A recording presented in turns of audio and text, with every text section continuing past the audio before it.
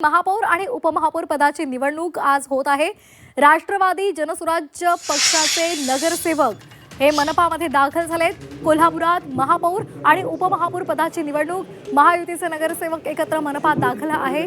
कोण होणार कोल्हापूरचा महापौर आणि उपमहापौर याची सर्वांनाच उत्सुकता होते आणि आता चित्र स्पष्ट झालेलं आहे। आपण ही थेट दृश्य पाहतोय। कोल्हापूरमधली ही दृश्य आहेत। कोल्हापूरमध्ये महापौर आणि उपमहापौर पदाची सध्या निवडणूक पार पडते।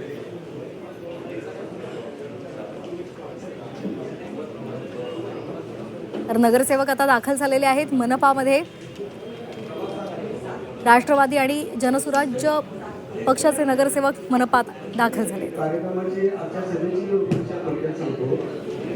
सदस्यांची उपस्थितीबाबत स्वाक्षरी घेतली। त्यानंतर माननीय महापौर उपमहापौर पदाची नामनिर्देशन पत्रे नगरसचिव माननीय पीठासन अधिकारी यांच्याकडे छाननीकरता सादर करतील। पीठासन अधिकारी तथा जिल्हाधिकारी छाननी अहवाल वाचून करतील। माननीय पीठासन अधिकारी तथा जिल्हाधिकारी माघारीसाठी 15 मिनिटे वेळ देतील।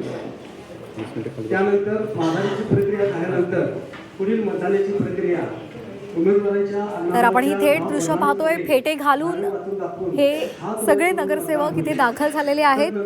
भाजपच्या रूपा राणी निकम यांची महापौरपदी निवड निश्चित मानली आहे।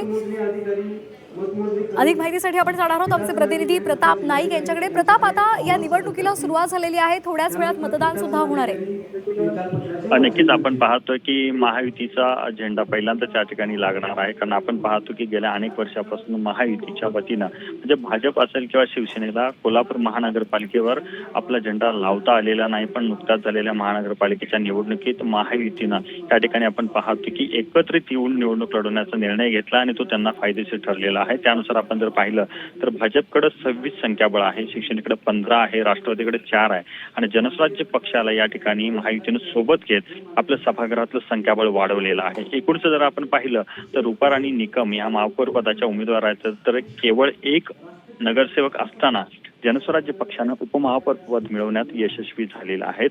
दुसरीकडे जर आपण पाहिलं तर काँग्रेसच्या वतीनं सचिन शेंडे यांनी महापौर पदासाठी अर्ज दाखल केलेला आहे, तर दुर्वास कदम यांनी उपमहापौर पदासाठी अर्ज दाखल केलेला आहे। सध्या सभागृहातली आपण दृश्य पाहिल्यानंतर उपस्थिती अहवाल जो आहे त्यावर स्वाक्षरी घेण्याचं काम सुरू आहे। पीठासन अधिकारी जिल्हाधिकारी अमोल येडगे यांच्या उपस्थितीत ही निवड प्रक्रिया संपन्न होते। अवघ्या काही वेळेतच आपण पाहतो की या ठिकाणी जाहीर केलं जाईल की कोल्हापूर महानगरपालिकेच्या 51व्या महापौर कोण असणार आहेत। एकूणच आपण पाहतो की ज्या पद्धतीनं महायुतीकडे 46 नगरसेवक आहेत आणि महाविकास आघाडीकडे म्हणजेच काँग्रेस आणि शिवसेनेकडे 35 नगरसेवक आहेत। याचा अर्थ स्पष्ट आहे की जवळपास आपण पाहतो की खूप मोठा फरक 11 नगरसेवकांचा फरक आहे। त्यामुळं तिथपर्यंत जाण्यात काँग्रेसला यश येणार नाही। पण आपण पाहतो की माघारीसाठी त्या ठिकाणी मुदत दिली जाईल।